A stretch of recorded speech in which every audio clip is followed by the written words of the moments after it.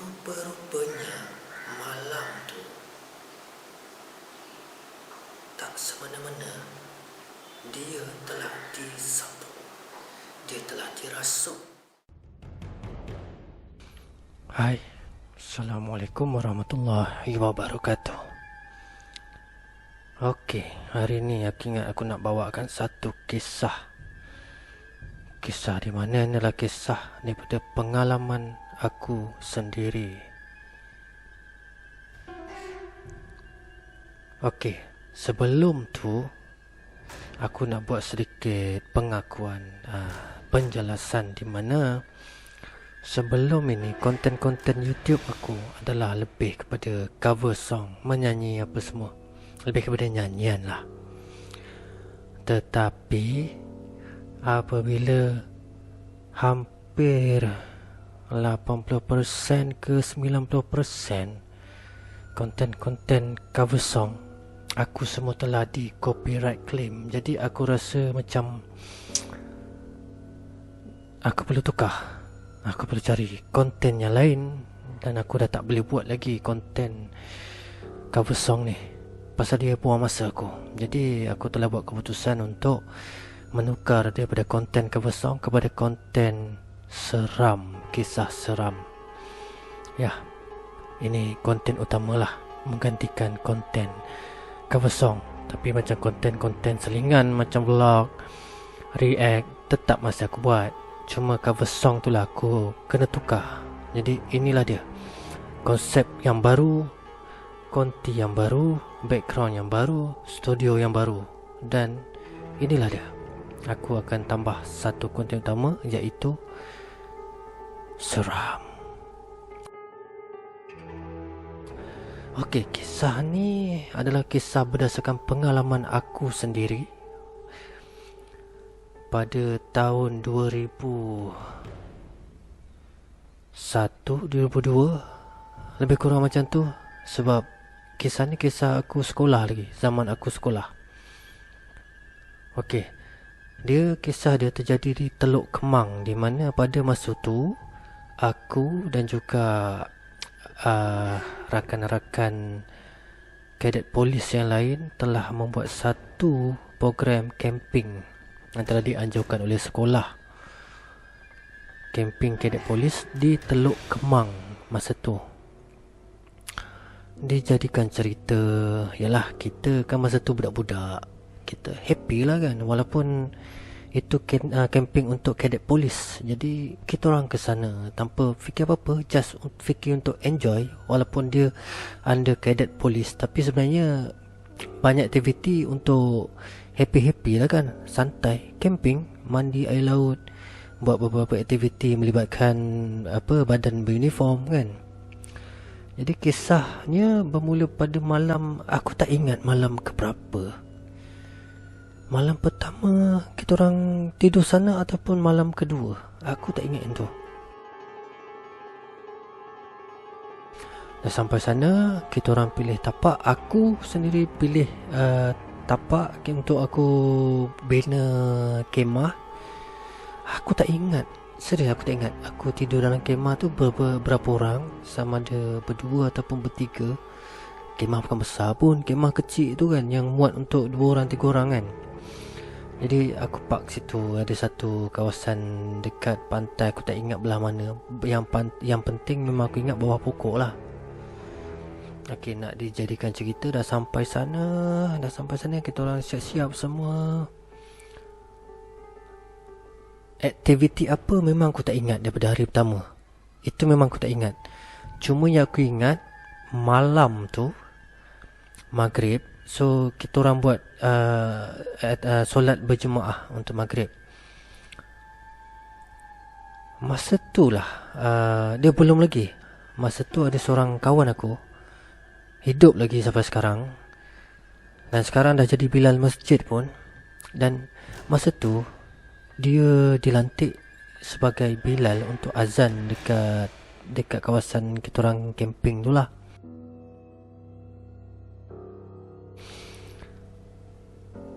Aku rasa, tak silap akulah, seingat akulah, sama ada dah habis azan ataupun semasa azan, angin dah mula tiup kuat.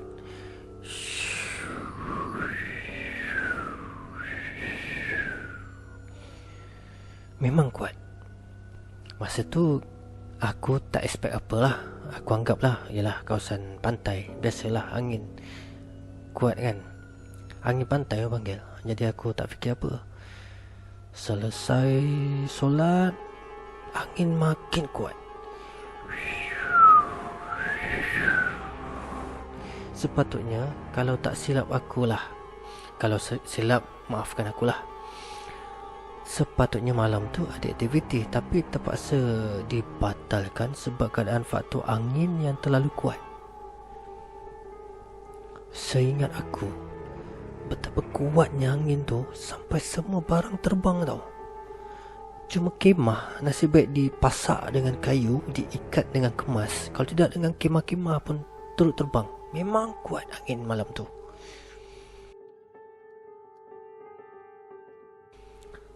Habis berterabur semua. Pinggan polistiren, cawan polistiren berterbangan semuanya. Aku pun mula rasa macam pelik sebetulnya masa tu. Aku dah mula pelik. Kenapa tiba-tiba ribut? Kenapa tiba-tiba taufan? Sedangkan sebelum tu elok je. Baru aku terfikir something masa tu. Kenapa angin tu tiba-tiba datang semasa kawan aku melaungkan azan? Kenapa dia datang? Kenapa tiba-tiba terjadinya angin yang kencang? Aku dah mula terfikir sesuatu, tapi aku tepis. Aku fikir mungkin perkara biasa dekat Teluk Kemang. Mungkin angin monsun tropika, tapioka ke apa ke, mungkin.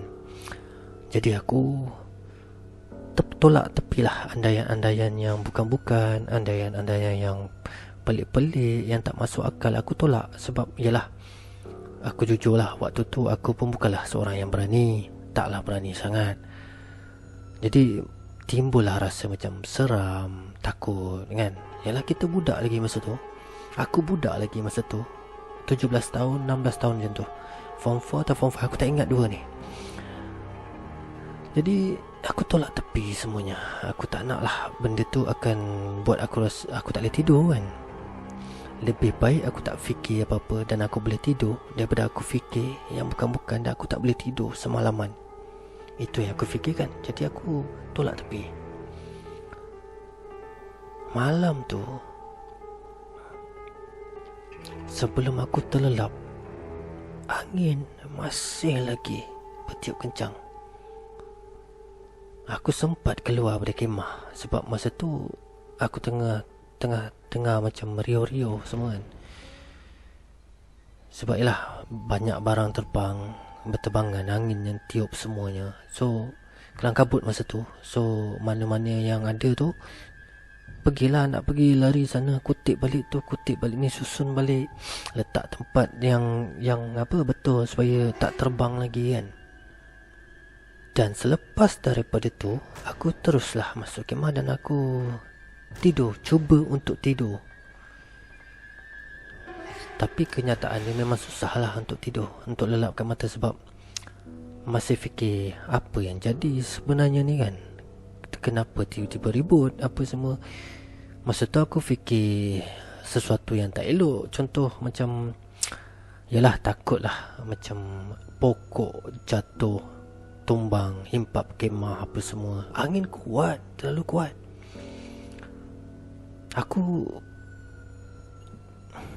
Jadi aku menghadapi satu masalah untuk tidur. Sebab macam-macam aku fikir. Kemah terbang, barang-barang hilang kan tiup angin terbang semua kan. Tapi entah macam mana aku berjaya untuk tidur.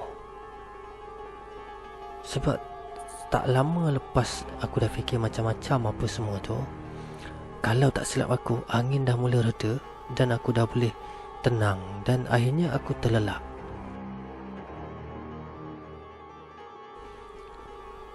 Besoknya nak dijadikan cerita lah. Ini cerita dia. di mana sesuatu yang telah terjadi pada malam tu yang aku tak tahu sebenarnya ia terjadi. Korang masih ingat yang aku cerita tadi, kawan aku yang Bilal tadi tu, yang dilantik pada malam tu untuk azan dekat Teluk Kemang tu? Rupa-rupanya malam tu tak semena-mena dia telah disampuk. Dia telah dirasuk. Sebab aku dengar cerita daripada, tak silap aku, kawan satu kemah dia rasanya. Dia kena sampuk. Kata saksi, kawan aku tu, Bilal tu, dia meracau yang bukan-bukan, bahasa yang tak difahami. Ada yang kata bahasa Thailand, sawadikap apa semua. Tapi bila dah masuk cerita bahasa Thailand, aku terfikir lain pula.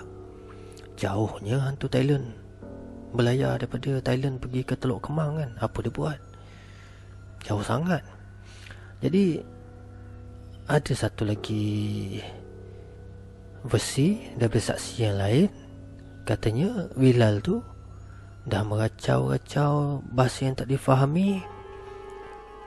Dia pergi berlari ke satu pokok dan dia cakar pokok tu. Dan dekat pokok tu ada kesan cakaran 3. Tu aku macam, yalah, susah untuk aku nak terima bulat-bulat. Sebab yalah, bila dah cerita dari mulut ke mulut ni, padahal mungkin Bilal tu cuma duduk berdiam diri sambil bercakap bahasa tak difahami. Tapi bila dah cerita mulut ke mulut, mulalah dia jadi macam-macam versi kan. Jadi aku tolak tepilah semua benda tu. Yang katanya cakar pokok, berlari apa semua. Mungkin ianya terjadi, atau mungkin ianya hanya cerita untuk menjadikan cerita tu lebih wow, lebih padu macam dalam filem. Mungkin juga kan. Sebab aku tak nampak dengan mata aku sendiri. Cuma yang aku tahu, memang Bilal tu dirasuk. Yang menjadi persoalan aku sampai sekarang, yalah, benda dah settle dan aku sendiri tak tahu berapa lama Bilal tu kena rasuk, berapa lama dia kena rasuk, apa yang dia buat, dan siapa yang menyembuhkannya, mengeluarkan setan tu daripada badan dia. Yang tu aku tak tahu. Versi penuh, cerita versi penuh aku tak tahu. Cuma yang cerita utama dia, memang dia dirasuk. Macam aku cakap tadi, yang menjadi persoalannya, yang menjadi tanda tanya kepada diri aku, kenapa dia?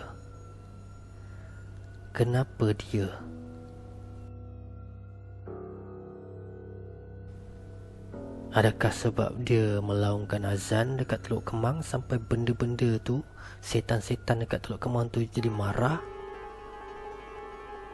Ataupun disebabkan benda lain? Sebab yang aku tahu ada satu cerita lagi, malam yang sama ada satu lagi pot di mana tak jauh daripada kita orang punya kawasan camping. Ada jugalah yang bercamping kat situ.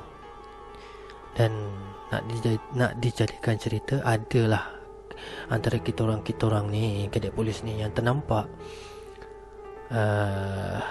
ada pasangan dalam kemah tu berdua-duaan, mungkin buat perkara yang tak seronok. Jadi ada dua kemungkinan, sama ada terjadinya ribut dekat situ sebabkan terjadinya perkara yang tak elok, mungkin berenda, ataupun mungkin setan dekat sana marah sebab kawan aku jadi Bilal, melaungkan ayat-ayat yang suci, melaungkan kebesaran Allah. Mungkin juga. Jadi benda tu sampai sekarang aku masih lagi tak tahu apa punca. Yalah, ribut, lepas tu yang Bilal tu kena rasuk. Benda tu macam berkait tau, ribut dengan member aku tu kena rasuk tu kan. So aku assume ada sesuatu yang dekat Teluk Kemang tu, kawasan kita orang tu, yang marah. Yang marah, tapi aku tak tahu marah sebabkan apa. Apa kita orang buat? Kita orang cuma camping. Member aku tu cuma azan. Kenapa nak marah?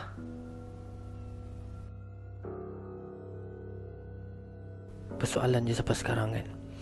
Jadi itulah kisah dia seram yang aku pernah alami suatu ketika dulu di Teluk Kemang, di mana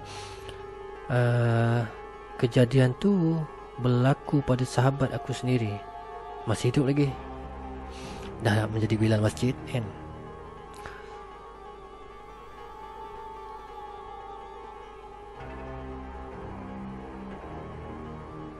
Okey, itu saja untuk konten kali ini, konten seram kali ini. Ini first time aku buat konten seram, mengisahkan pengalaman-pengalaman yang aku tempuhi sendiri. Sebenarnya aku bila fikir balik, aku dah buat satu lagi research sendiri. Konten apa yang perlu aku buat. Jadi aku listkan satu persatu, sama ada konten motor, konten nyanyi, konten review produk. Tapi rupanya apa yang aku dah banyak tempuhi, pengalaman aku banyak kepada benda-benda mistik macam ni, kisah-kisah seram macam ni. Jadi aku buat keputusan untuk buat konten seram berdasarkan pengalaman sendiri kan. Cuma yang terjadi tu banyaknya terjadi pada orang lain, sekian kawan-kawan aku, dan yang terjadi pada diri aku sendiri, contoh kena rasuk ke, itu tak banyak tapi ada. Nantikan konten-konten yang lain. Okey, itu saja konten seram. Apa-apa pun ingat pesanan aku, jangan sesekali kita takut selain daripada Allah Subhanahu Wa Taala. Sebab yang Maha Berkuasa cuma satu. Kenapa kita perlu takut yang lain? Setan-setan ni sepakkan aja, kan? Bermohonlah pertolongan dan perlindungan hanya daripada Allah Subhanahu Wa Taala. Jangan takut selain daripada Dia. Ingat pesanan aku tu betul. Walaupun muka dia buruk ke apa ke, jangan takut. Tanamkan satu keazaman dan keyakinan kepada hati dan diri kita. Tiada satu pun yang lebih berkuasa melainkan Allah. Ingat betul. Okey, jumpa lagi. Jangan lupa subscribe, support, komen, dan jangan lupa paling penting support lagu aku satu, Inobi Trio dan Hafiz Umbrella. Support, jangan tak support. Okey. Assalamualaikum warahmatullahi wabarakatuh. Jumpa lagi minggu depan insya-Allah.